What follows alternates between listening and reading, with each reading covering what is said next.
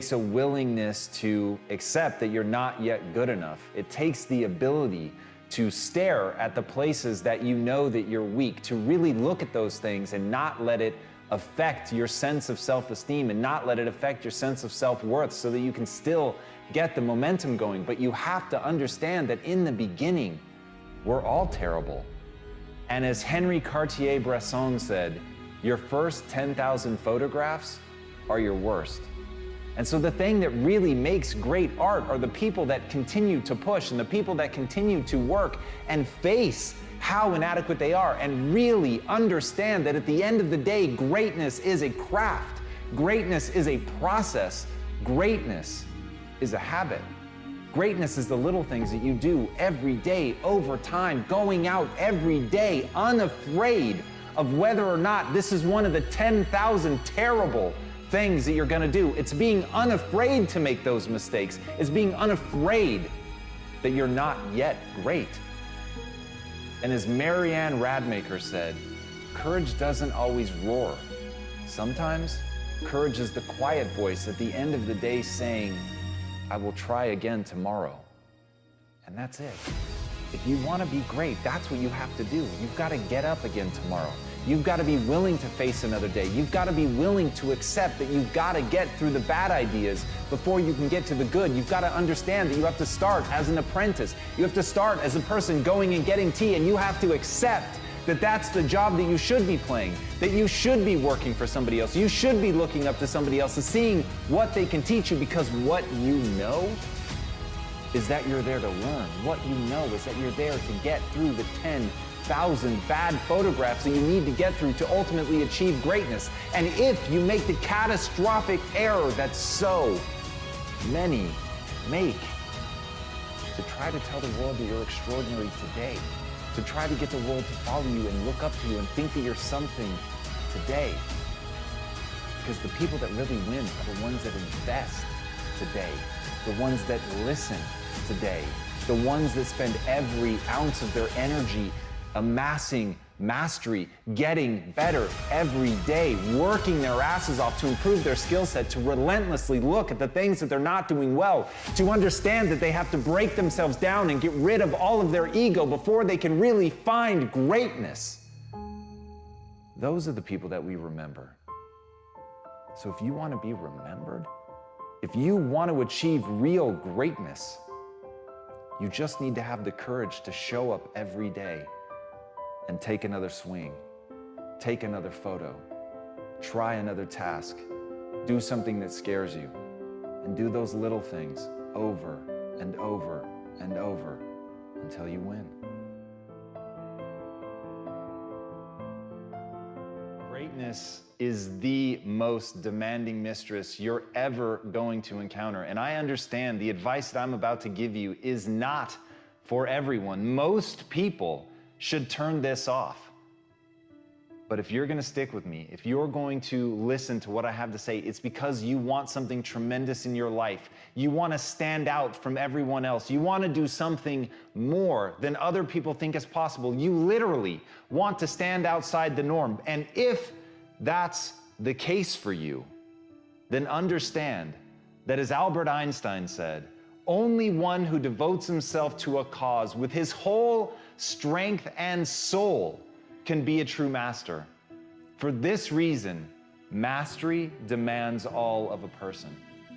If you want to get great, if you really want to make a skill set your own, if you want to be able to do something, and at the end of the day, if you want to transform the world, if you want to make grand changes, if you want to do all of that shit, all the empty words that people spout all the time, let me tell you, the only thing that's going to separate you from all the other blowhards who are just talking words and will never do anything is to give yourself over completely, to let that obsession, let that thing that you love completely consume you. And in that, your only chance to really become great lies. As Franz Kafka said, don't bend, don't water down, don't try to make it logical. Rather, follow your most intense obsessions mercilessly. Can you do that? Can you become mercilessly obsessed? Can you let something occupy you to where all logic and reason is gone out the window and the only thing that matters is whether or not you accomplish? Will you hold yourself accountable to metrics? Will you look at the world and see, am I actually making change? Are you prepared to hold yourself to that standard? Because if you are, there is nothing you can't fucking do. If you're willing to take that responsibility on to transform yourself as a human being, if you give yourself over to getting great, if you give yourself over to that obsession, if you feed it like you would feed a beast, if you feed it like you would feed a fire that can wipe out an entire mountainside, then you've got a chance. But it's got to burn within you like that. You've got to feed it like that. You've got to feed it skills. You've got to get better every day. You've got to constantly wake up and understand exactly what it is that you're building towards that, and build towards it with a relentlessness that other people think is mania, that other people can see only madness in what you do. And if you can push yourself to that level, then the world will bend to your will.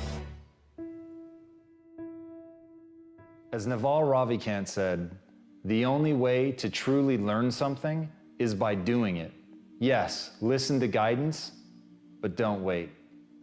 That is such a powerful idea, and I know right now you're listening to this because you want motivation, you want to be inspired, but my greatest fucking fear is that you'll get motivated, you'll get inspired, and that'll just be a declining arc for a few minutes after you listen to this video that ends with you doing nothing. And what I want, what I really hope for, and the reason that I give myself over to making these so completely, is I know some percentage of you on the other side of this will ultimately be prepared to take that first step. You will realize that the only thing that matters is action, and you will take that action.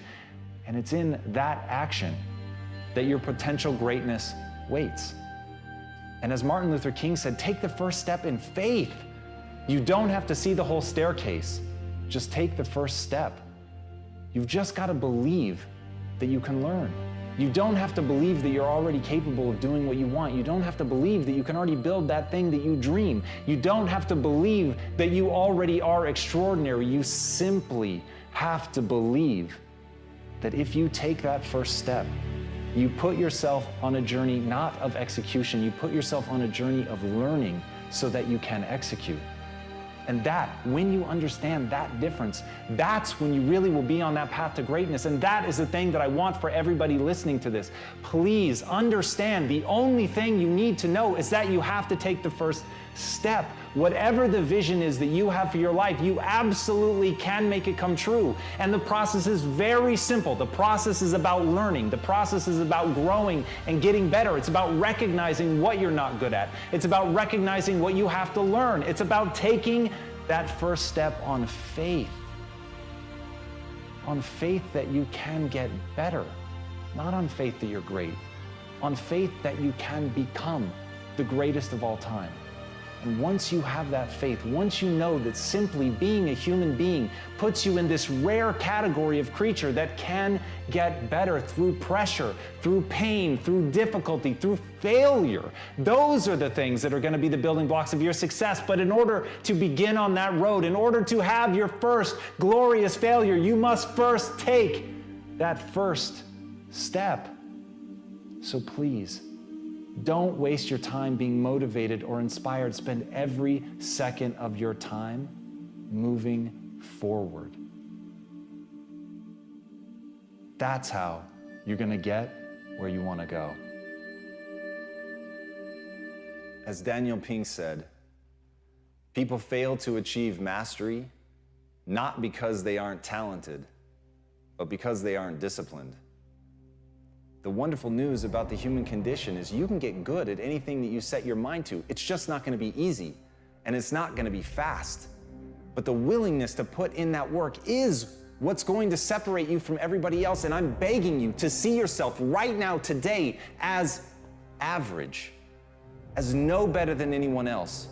But I beg you, with more force than I know how to convey with this language, to see yourself as malleable, to see yourself as capable of becoming anything you want to become truly extraordinary, if you can find within yourself the discipline to stick with it long enough. And as Steve Martin said, perseverance is a great substitute for talent. Everybody wants to talk about who's talented. Everybody looks at the person with innate talent as if they have something magical. But to me, it's a gift, it's a handout, it's a freebie. It hasn't been earned. And no matter what it is, it's only the beginning. Even somebody that has talent, even if you get an early win, if you let somebody outwork you, if you let somebody who has more perseverance, more grit than you, then they are going to outperform you on a long enough timeline. The only thing I can guarantee is you will be outworked by somebody unless you pour your heart and soul into getting great. If you don't take days off, if you put yourself into it as if your life depended on it, when you act like that, then you've got a chance to be great. And as Robert Horry said, pressure can bust pipes, but it can also make diamonds. You've got to want that pressure. You've got to want things to be hard. You can't seek out the easy life. You can't just hope and pray that you can uncover inside of you some talent that's laid dormant that you didn't know about that's going to let things be easy for you. Don't want the easy. Want the hard. Want the pressure. Want the thing that's going to turn you into something. Because when it's easy, you don't work for it. When it's easy, you don't push. When it's easy, you get surpassed by the person who has to give it their all, who's prepared to do blood, sweat, and tears in order to become that thing that they want to be so badly because they are so fucking angry that they were never given anything. And with that chip on their shoulder, they're determined to become anything that they set their mind to. So whether you have talent, whether you don't, the only thing that matters is, will you persevere? Will you stick with it long enough to get great?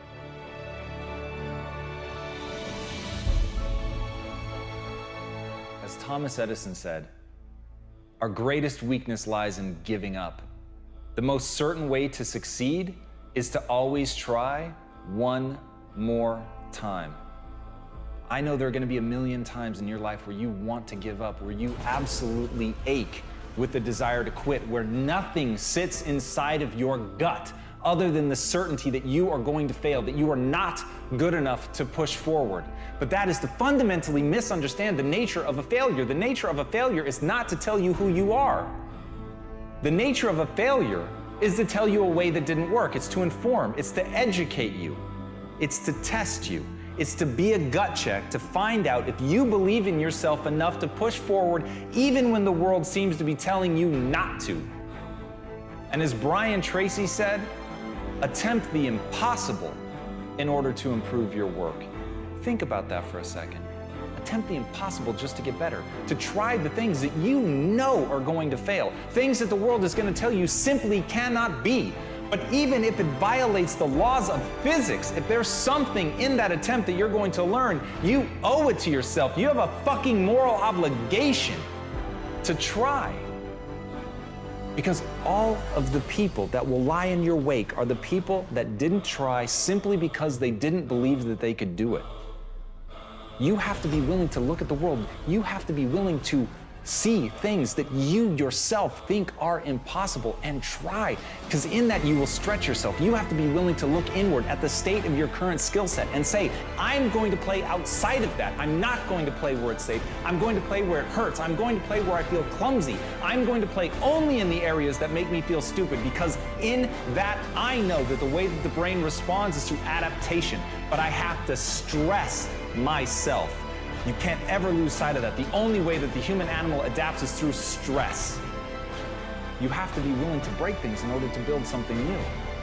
So if you want to push the boundaries, if you want to see just how far you can go, if you want to succeed at the highest level, if you want to play on a global scale, you have got to be willing to try the impossible, because right now, the things that you need to do are impossible for you, but they won't remain that way forever.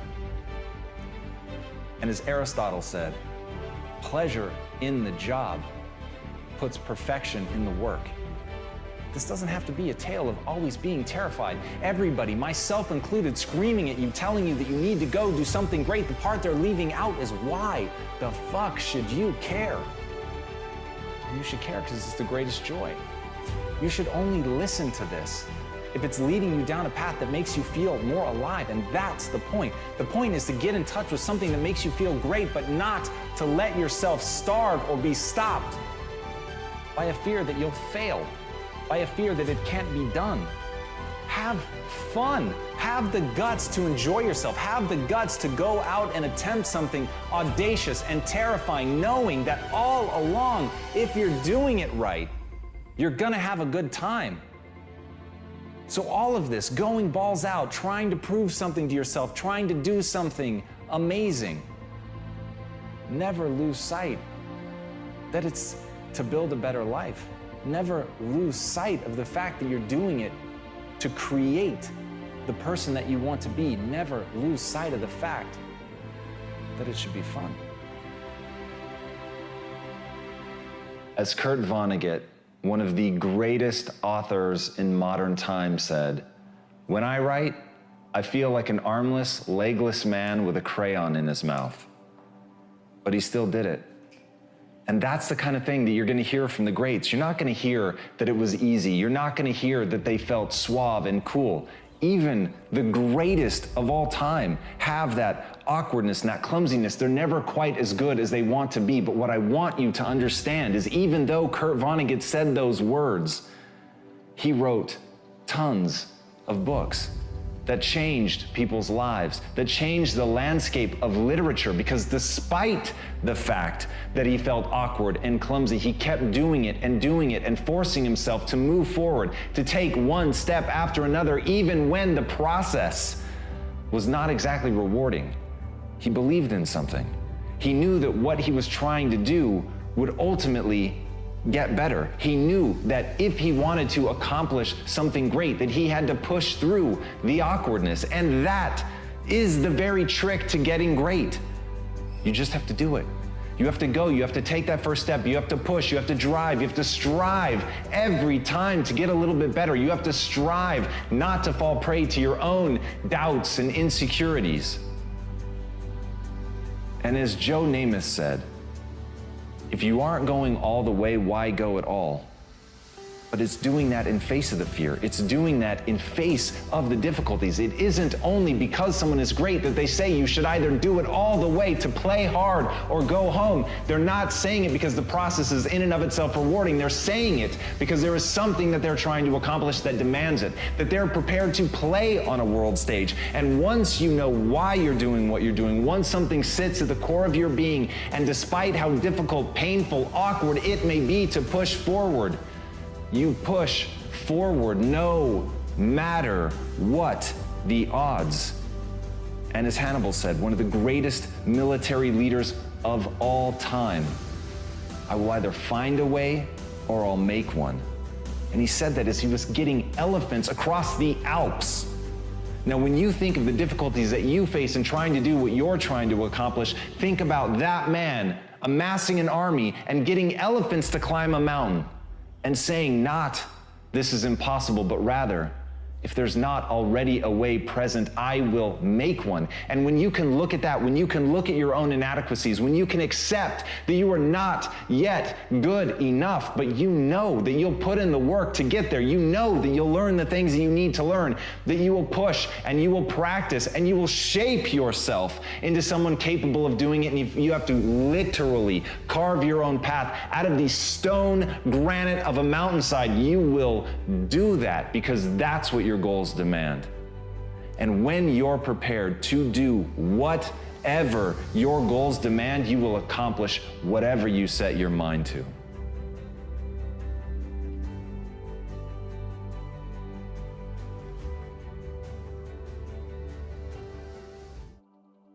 As Ernest Hemingway noted, the world breaks everyone, and afterward, many are stronger in the broken places. But my question is, why isn't everyone? To me, it comes down to the strategies that you use. There really isn't anything objectively good or bad. There isn't anything that happens to you that can't be overcome. There isn't anything that could happen to you, anything that when you turn inward, you can't find a reason to overcome. You can't find a way to put those pieces back together, and that becomes your job. It becomes literally up to you whether you're going to sit and wallow and woe is me, because what happened, happened, and there's no way to take it back. But how you respond, what you bring to that table, whether you meet fire with fire, whether you meet that adversity with falling apart, becoming weaker in the areas that broke, or you bind them and mend them, and it becomes like a weld that literally makes you stronger, is a choice. And it's a choice only you get to make. But as Stephen Hawking said, when you complain, nobody wants to help you. There are many things in your life that you have every reason to complain about. You have every reason to be upset by the things that have happened to you. The most sinister thing about excuses is they're valid. There's a million reasons why you should be able to give up. There's a million reasons why you shouldn't need to try. That thing that broke you, you should be allowed to just sit on the ground. And here's the thing, that's your right. You have every reason to do it. And maybe people won't even think less of you. But here's the truth. You either become weaker or stronger in the places that broke, and that's a choice of how you react moving forward. The great news is, the best thing that you could do to become stronger is love yourself. And as Kamal Ravikant said, loving yourself is a practice. People think that it's something that's gonna feel right, that it's gonna feel natural, that you're just gonna turn inward, and there it is, this spark of love and joy for yourself, inside yourself. But the truth is, that's just not the human experience. That's not the way that it works. There's gonna be a voice inside your head, and it's going to blame you. It's gonna say that it's your fault, and no matter how many times people... Do you love your wife? Yes. Prove it. Like, what's the metric? Give me the number that helps me know, right? Because when you met her, you didn't love her. Now you love her, right? Tell me the day the love happened. It's an impossible question. But it's not that it doesn't exist, it's that it's much easier to prove over time, right?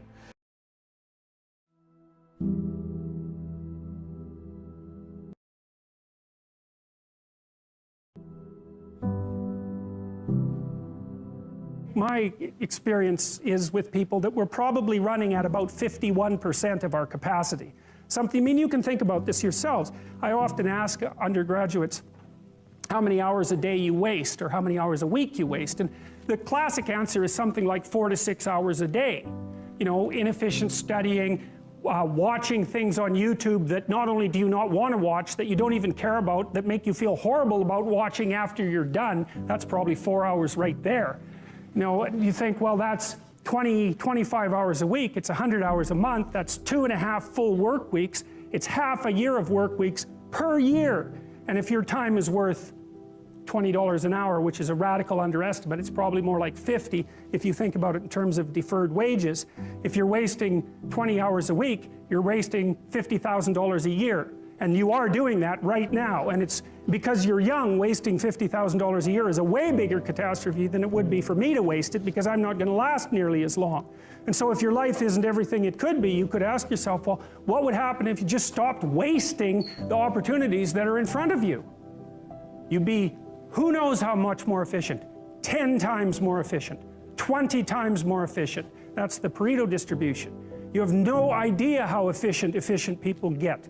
It's completely, it's off the charts. Best thing you can do is teach people to write, because there's no difference between that and thinking. And one of the things that just blows me away about universities is that no one ever tells students why they should write something. It's like, well, you have to do this assignment. Well, why are you writing? Well, you need the grade. It's like, no. You need to learn to think. because thinking makes you act effectively in the world. Thinking makes you win the battles you undertake, and those could be battles for good things. If you can think and speak and write, you are absolutely deadly. Nothing can get in your way. So that's why you learn to write. It's like, and I can't believe that people aren't just told that. It's like, it's the most powerful weapon you can possibly provide someone with. And I mean, I know lots of people who've been staggeringly successful and watched them throughout my life. I mean, those people, you don't want to have an argument with them. They'll just slash you into pieces.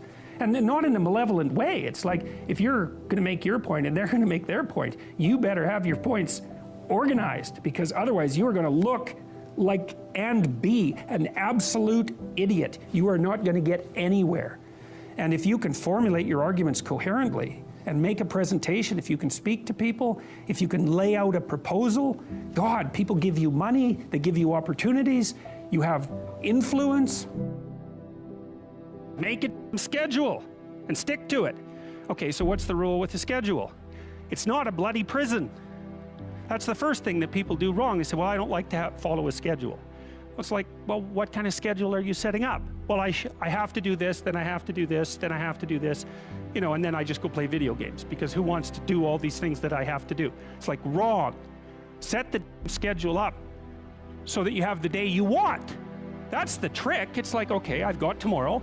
If I was going to set it up so it was the best possible day I could have, practically speaking, what would it look like? Well, then you schedule that. And obviously there's a bit of responsibility that's going to go along with that, because if you have any sense, one of the things that you're going to insist upon is that at the end of the day, you're not in worse shape than you were than at the beginning of the day, right? Because that's a stupid day. If you have a bunch of those in a row, you just dig, you know, you dig yourself a hole and then you bury yourself in it. It's like, sorry, that's just not a good strategy. It's a bad strategy. So maybe 20% of your day has to be responsibility and obligation, or maybe it's more than that, depending on how far behind you are. But even that, you can ask yourself, okay, well, I've got these responsibilities. I have to schedule the things in. What's the right ratio of responsibility to reward? And you can ask yourself that, just like you'd negotiate with someone who is working for you. It's like, okay, you got to work tomorrow. Okay, so I want you to work tomorrow. And you might say, okay, well, what are you going to do for me that makes it likely that I'll work for you? Well, you could ask yourself that, you know. So maybe you do an hour of responsibility and then you play a video game for 15 minutes. I don't know, whatever turns your crank, man. But, you know, you have to negotiate with yourself and not tyrannize yourself.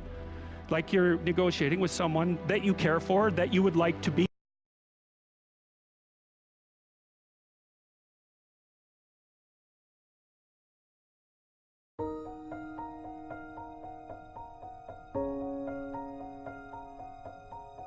You've got to ask yourself, what do I want out of life? What do you want out of life? What do you want out of a job? What do you want out of a career? What do you want out of a relationship? What do you want? What gives you your life? How will you know when you got it? What will make you happy?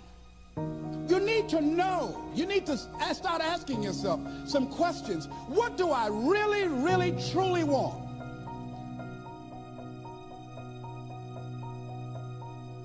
You envisioned something, you got clear about it, and then you started thinking about all the reasons why you wanted it.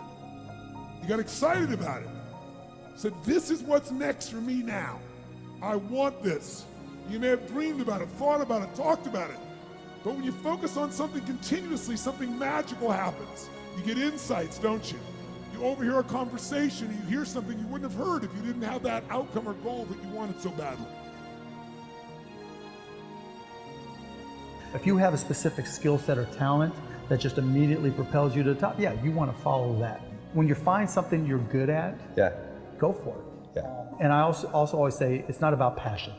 Everybody's got passion for something, right? Don't follow your passions, follow your efforts. Because people say, you know, I was passionate to play baseball. I was passionate to play basketball. Doesn't mean all of a sudden I was going to be good enough. But I found myself being really curious about business, being really curious about technology. And that curiosity is really what drove me. And I think, particularly if you're young today, curiosity is great. Always learning and trying to find new things, being curious about new things, because that's what leads you to that path. Trying to figure out in advance, that's hard because you don't know what you don't know. You have to have an emotional investment in what you're doing. If you don't love what you're doing, failure is pretty much guaranteed. Success is not guaranteed by any means, but failure is much more likely if you don't love what you're doing.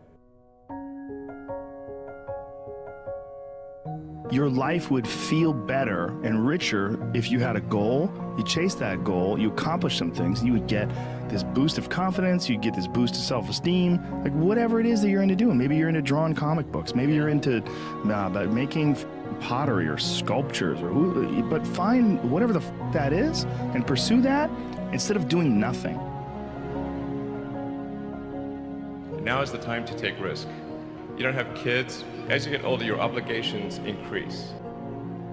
And once you have a family, you start taking risk not just for yourself, but for your family as well. It gets much harder to do things that might not work out. So now is the time to do that before you have those obligations. So I would encourage you to take risks now, do something bold. If you want to control your own destiny, you work for yourself. That's how it works. I'm trying to inspire those of you who are on the tipping point. Take the chance, you're young. Go for it. There's nothing better than being able to wake up in the morning 10 years or 20 years from now and do whatever you like. So you want to work on yourself. You want to read books that inspire you and motivate you. You want to listen to tapes over and over and over again. And I suggest that you listen to tapes when you first get up in the morning. You want to control the spirit of your day. When you first wake up in the morning, your mind is operating at 10.5 wave cycles per second. That's when the subconscious mind is most impressionable. Whatever you hear in the first 20 minutes when you wake up, that will affect the spirit of your day. You want to make your dream come true, you got to stay focused. Some people rather get even than get ahead. Stay focused on where you want to go.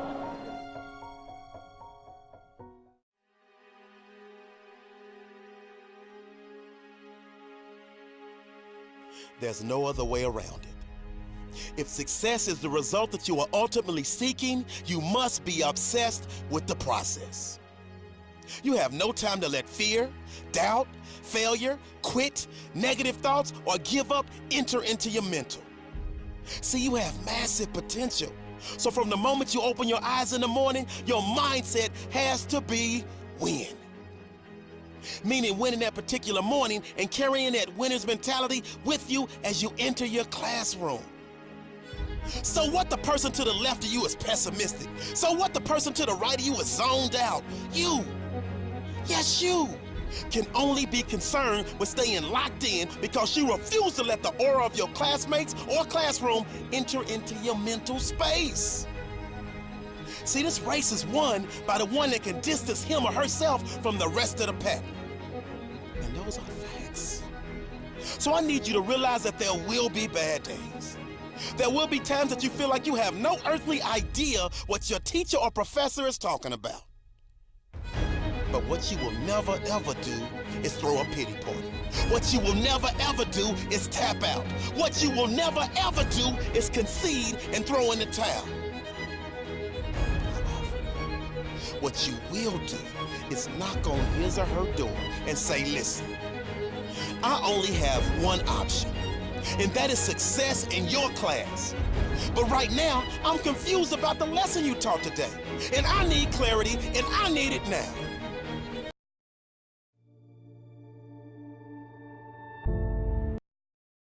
Don't really want to get up and get out of bed? Yeah, I get up and get out of bed.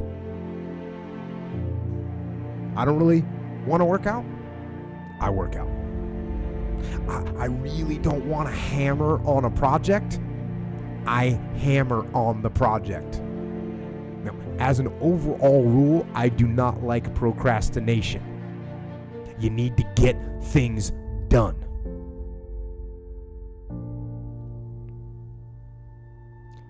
But if you are going to rest, that is one thing that you should procrastinate on. That's the one thing I want you to put off until tomorrow.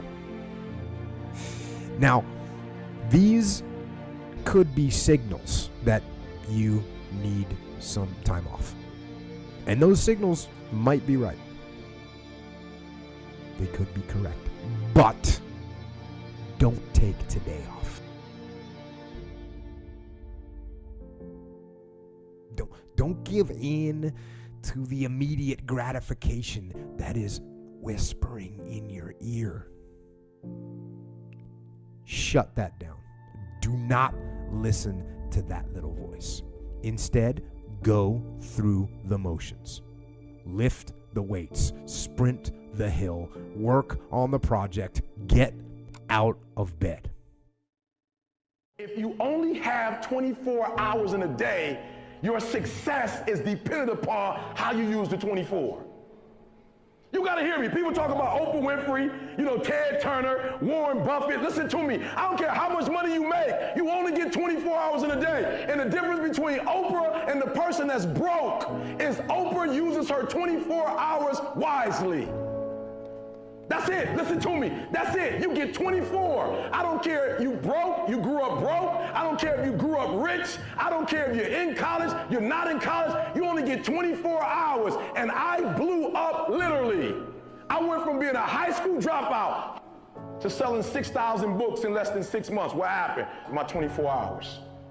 I was like, okay, Eric, you got to get a grip on your 24 hours because you're about to be broke for the rest of your life. And that's all I need you to do for me. I can tell you all about your life if you just write down your 24-hour schedule for me and you let me look at it. I can tell you where you're going to be in 5 years. I can tell you where you're going to be in 10 years. I can tell you where you're going to be in 20 years if you keep that schedule.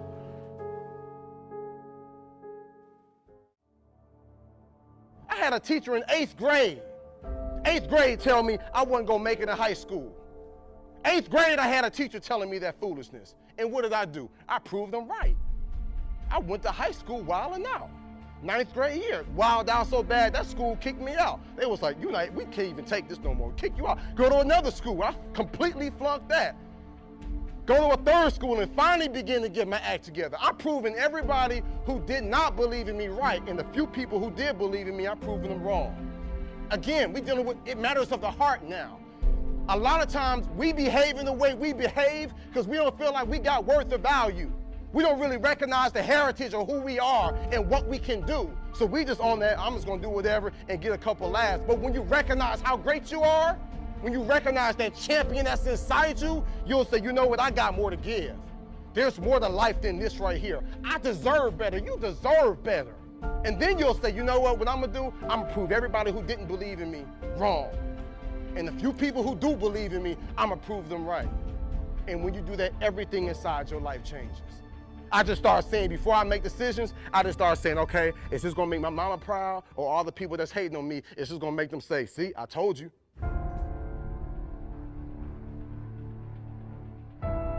I'm in India speaking. I found out the culture in India, there in Bangalore where I was, has the highest suicide rate. Because if these kids do not do well in high school, they know they won't go to college, and they know for the rest of their lives they'll end up in poverty, and they said, I'd rather die than be in poverty. That's what you call desperation. But you gonna settle for whatever the world gives you?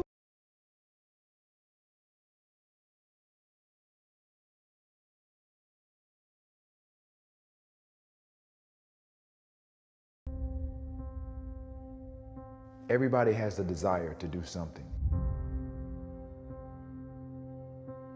But they don't have that, they don't know how to really complete the process of dedicating themselves and having the discipline to do it.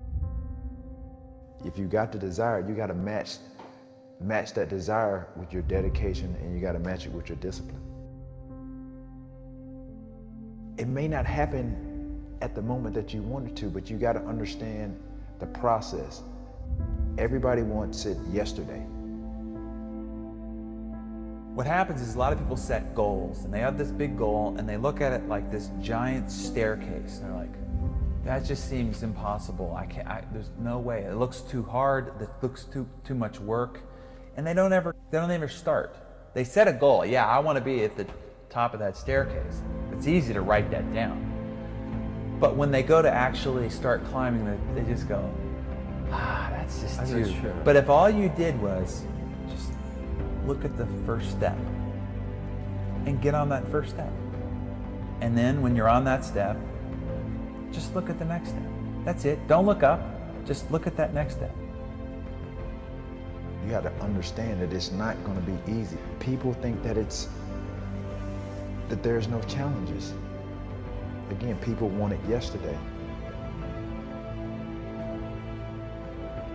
Most people want the convenience of transformation without the inconvenience. What we do is we kind of check out because it feels overwhelming, or we check out because we're afraid, or we check out because we start listening to self-doubt, and then we make these teeny tiny decisions all day long. We don't even realize it. A decision to not get up on time, a decision to not eat the right thing, a decision to snap at your kids, a decision to not speak in a meeting, a decision to not look for a job, like whatever it is.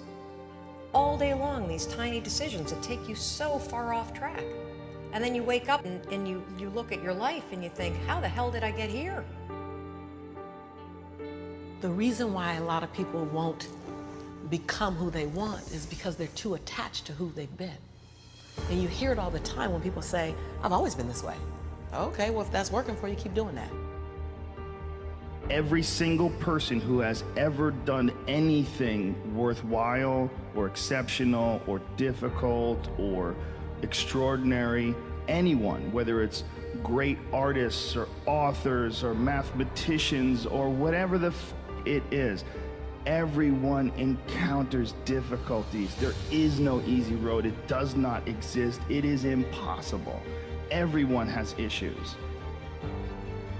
When you come up with excuses for why other people are successful and you're not, that is dangerous. When you give yourself an escape, yeah, well, that's easy for you to say, you know, you do this, you do, and to trust me, everybody has a hard road. You have to look at the bigger picture. You have to have belief in yourself, and you have to have faith in yourself. And faith is not really just having or understanding that everything will be okay, but faith is understanding that if things don't go your way, or if it doesn't turn out the way you want to, it's still gonna be okay. We all go through hard times. We all go through depression. We all go through doubt and moments in your life where it's really difficult. That is what makes you a person. And those difficult moments are what build your character. Show me a great man who's the son of a great man. You know, that's what we're saying. These kids that are born billionaires, you're never going to be a self-made person. You have a backup trust for your backup trust for your trust. Feel the fear and do it anyway. If you don't push yourself, you don't find out where the boundaries of your current skill level are, and you don't fall, you don't get any better. No matter how talented, experienced, or privileged somebody else is, you can beat anybody at anything. You can accomplish any goal you set your sights on over time. If you are just more consistent than everybody else around you, you will win every race that you run. Somewhere deep inside, you know what kind of person you were designed to be. If you want to produce great acorns, think like an oak, not like an acorn. Think like the person you intend to become. Every seed has a tree in it. And the potential success of that tree is in that seed. And that's the way you are. Whatever you were born to do and be is in you now, and the success of your life depends on you becoming all that is trapped inside of you.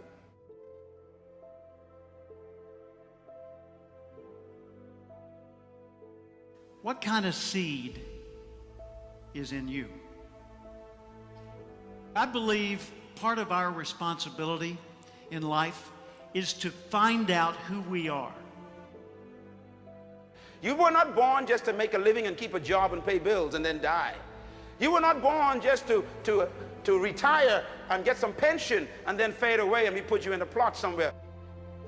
You and I were born with the gift to make this a better place. Our circumstances and situations did not lend itself to us being successful. Many of us were not raised in an ideal circumstance that prepared us for where we really wanted to go. And even though we love the idea of being progressive or prospering or intelligent or spiritual, the reality is we were not aligned in the direction that we needed to be aligned to go to where we're trying to go. Ask yourself, how would the person I'd like to be do the things I'm about to do? Success for the next year is going to be you making another step toward fulfilling your purpose in life while you were born, making another step.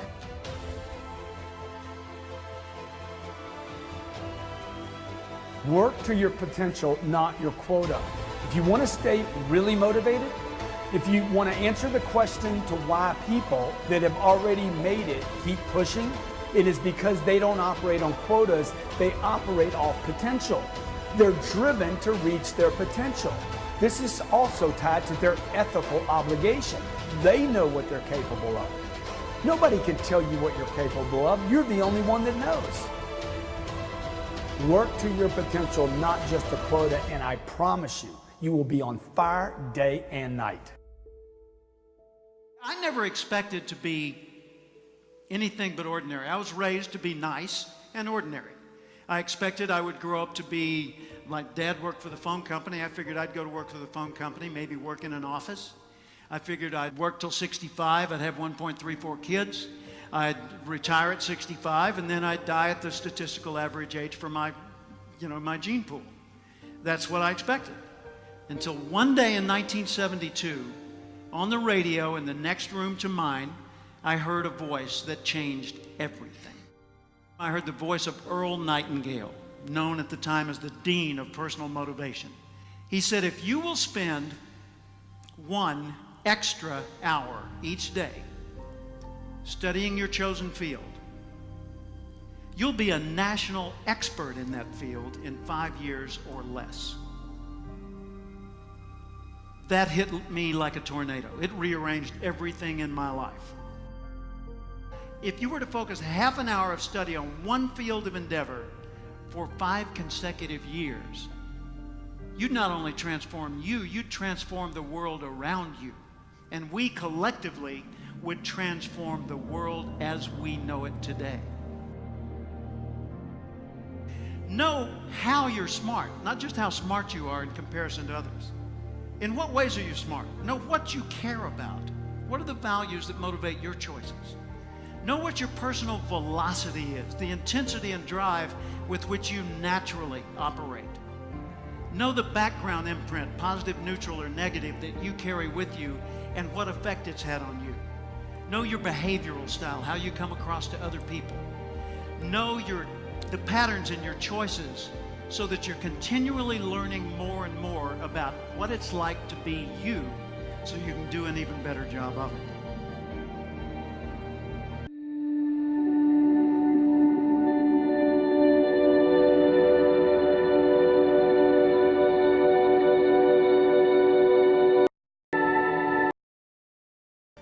How would the person I'd like to be do the things I'm about to do? If you want to be successful in life, do not seek success. Seek to become a person of value. Make yourself valuable and they'll pay for you.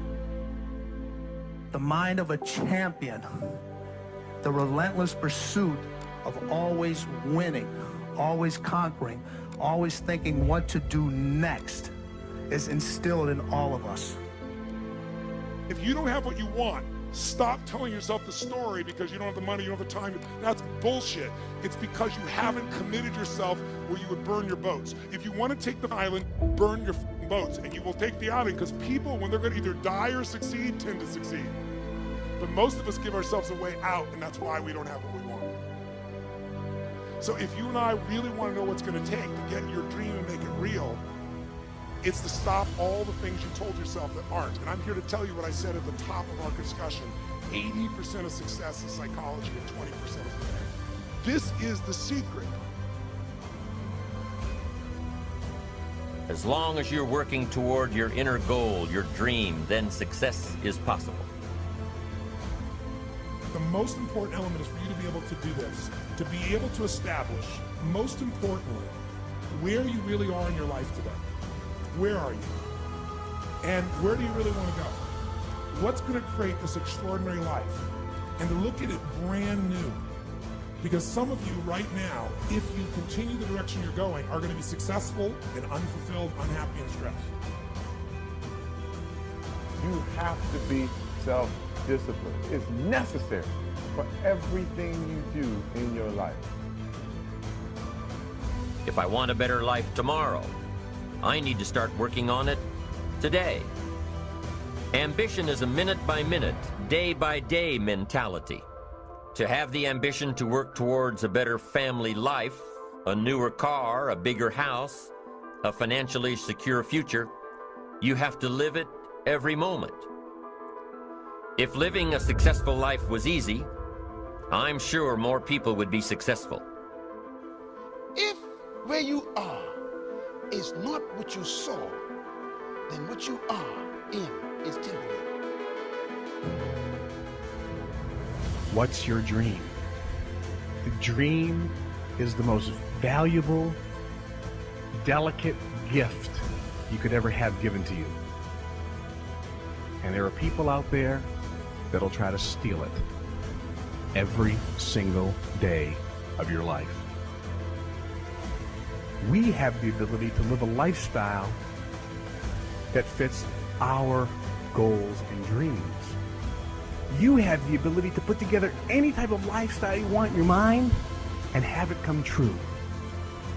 It's an ability that you have, but you need to build that dream up and watch out for the dream stealers. Going for small accomplishments along the way for however long it takes. So let's think about this for a moment. What outside evidence or results or proof can be seen when you accomplish your goals one step at a time? You'll start to see things change around you, little things, not major things, but little everyday things, things you may not even notice unless you are paying attention. If you're one of those who'd rather stay up late and get up late, only to discover that your workplace doesn't fit your schedule, and you roll out of bed cursing the alarm clock every morning, maybe you could start with the little change of going to bed half an hour earlier than normal. And maybe you'll see, in time of course, you can't train your body overnight, maybe you'll find out that you jump out of bed in a better mood, and that your day will start better, and that you'll get more done, and that the people around you that caused you problems aren't so hard to work with after all. It all starts by making one little change and adding to it every day. If you're creative enough, can you find the answer, yes or no? If you're determined enough, can you find the breakthrough, yes or no? If you're passionate, loving enough, can you get someone to help you, yes or no? If there's no way that you're committed, can you find the money, even if you don't have it, yes or no? So I said creativity, decisiveness, passion, honesty, sincerity, love. These are the ultimate human resources. And when you engage these resources, you can get any other resource on earth. The key to kingdom success on earth is initiating and planning the change. Change will happen with or without you. Time will move with or without you. Success, therefore, is always in your hands because everybody have to deal with both time and change. Start changing how you look at mornings, and sure enough, people will start changing how they look at you. When you start changing how you think, how you act, how you treat others, how you treat yourself, when you start responding instead of reacting to life, life will start responding to you. I'm telling you that you can do it with your lifestyle. You can do it with your sales career. You can do it with your management career. You can do it with any part of your life. Your dream is only a dream until it has a plan. You can dream of the kind of life you want. You can dream of the kind of change you want. You can dream of the kind of future you want, but until you wake up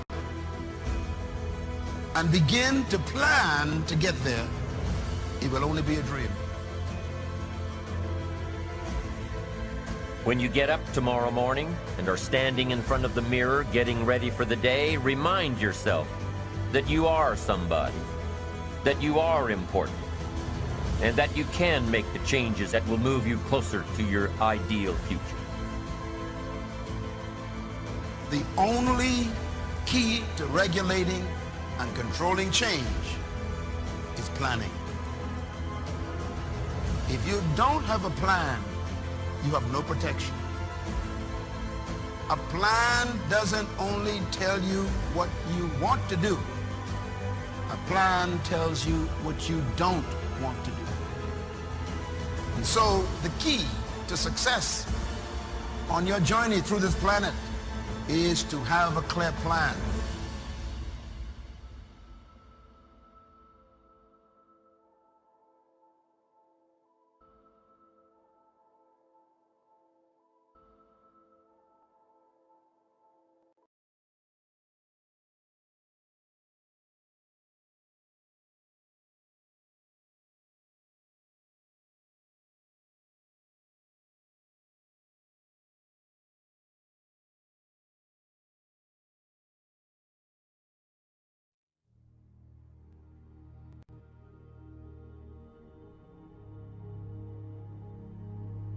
You cannot win the war against the world if you can't win the war against your own mind.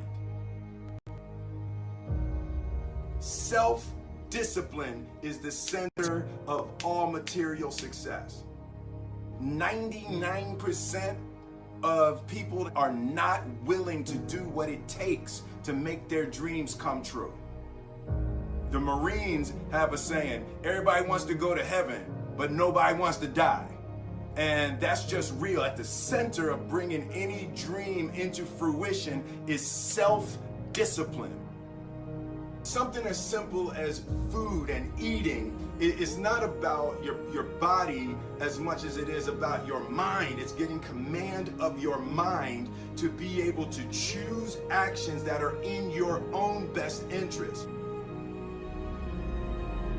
A lot of people are just trying to change. A lot of times, like I just did a podcast on habits, right? How to be able to adopt new habits and also delete and get rid of, break bad habits, right? And so a lot of people always want to usually make a change on behavior. They want to get themselves to work out. They want to get themselves to meditate. They want to get themselves to read more each day. They want to get themselves to X, right? Or they want to stop some behavior. They want to stop smoking. They want to stop eating this food. They want to stop, I always tell people, stop checking your phone the first hour of the day. You've heard this many times, right? You win the first hour of the day, you win the day. Every day, we are choosing shit that's not in our own best interest, right? So if the world is attacking you and the world wants to fight you and the world's trying to hold you down, so you're gonna kick yourself in the balls? So you're gonna stop yourself from getting what you dream? When I want to transform or transcend or make a real positive change, I'm looking at all the other areas of ourself. So I'm looking at, for example, our environment. Are people setting up their environment to win? So change doesn't just happen at this level of behavior, but what you have to change the environment. So for example, if you want to stop eating a certain food, it helps to be able to have not have that food in your home, right? So you change the environment. In life, we must all suffer one of two pains: the pain of discipline or the pain of regret. I'm asking you, choose wisely. So whatever it is that you're trying to achieve in life, the critical component is getting things done, and getting things done in a systematic way. Building the character that's associated with getting things done in a systematic way requires that you become disciplined. And if we live a lazy, undisciplined life, and we just give in to our feelings, and we act on these emotional impulses, we're going to make very poor choices that we regret later on. We would be much better off to just discipline ourselves right now so that later on we don't have to carry that heavy load of regret. I think a lot of people suffer from decision-making fatigue, right? And this is very strong research saying that you can only make a certain amount of good decisions a day. And after that is spent, you can't anymore. And that's really been fine-tuned in the medical field with surgeons and such in terms of seeing their, where they're making their errors and stuff with early on in the day or later in their days and stuff like that. But we all, as entrepreneurs or as employees and executives or as parents, we all can make a certain amount of decisions. And that's why, people like Mark Zuckerberg or Tony Hsieh, they wear the same t-shirts and sweatshirts all the time because they don't want to spend, use up one of their decisions thinking, oh, what am I going to wear today, right? And so my goal is to streamline my life, put the routines, the first hour of the day and the last hour of the day, I really micromanage to the point where it's habitual. I don't even have to think about it. And then, because those are the times of the day where I can really have the most impact, because later on in the middle of the day, team members need this, there's firefighting this, client needs that. But the first hour, the last hour, I really want to control. So all this really helped develop grit and resilience, in my body so I could have the ability to persevere. And also I stand guard to my brain all the time, what goes in. I don't watch like a lot of the negative news and all the market. I really focus, I watch and I listen to your show and maybe a handful of little things I read each day because I need to keep it positive. I want hope and I'm looking for help. I'm looking for inspiration and also instruction. Self-discipline is the definition of self-love. When you say that you love yourself, that means that you have behavior towards yourself that is love. Like you say to yourself, hey man, look, I know you want to eat that pizza and it'll be really good, but I can't let you eat that, man, because if you eat that pizza, you're gonna feel like shit. And I love you too much to let you eat that.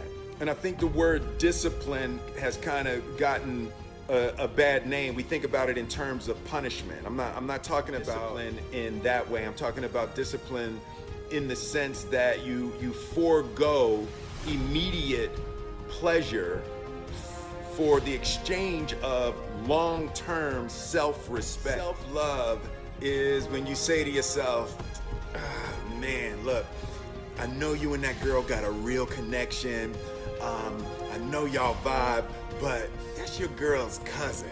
So I love you too much to let you do that. Self-love is, hey, look, I know you got a test on Monday, I know you really want to go out with your friends. It's Saturday night, you want to go out, but if you fail that test, you're not going to feel good about yourself. I love you too much to let you go out tonight. Self-discipline is self-love. If you want to be happy, you have to love yourself, which means you have to discipline your behavior. The road to sustained happiness is through disciplining your behavior.